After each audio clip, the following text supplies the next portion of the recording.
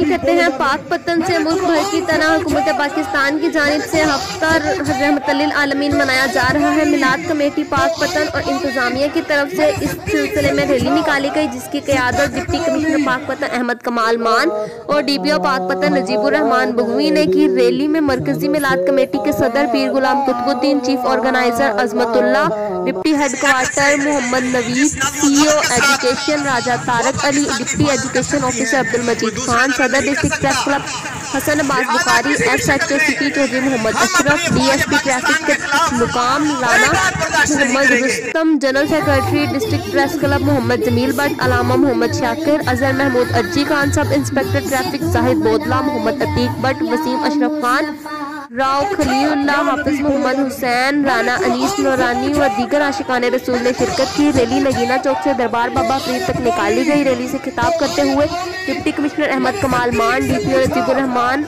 हाफिज गुलाम Qutubuddin, Rao Azmatullah, Hasan Bukhari ने कहा कि हजूर सरवरे कौनैन खातमुन नबीयीन की खातिर हम जानों के नजराने भी पेश करेंगे। फ्रांस में गुस्ताखाना खाकों की पुरजोर मजम्मत करते हैं। आकाए दो जहां की शान में गुस्ताखी हरगिज़ बर्दाश्त नहीं की जाएगी। पाक पतन से रिपोर्ट कर रहे हैं हसन अब्बास बुखारी।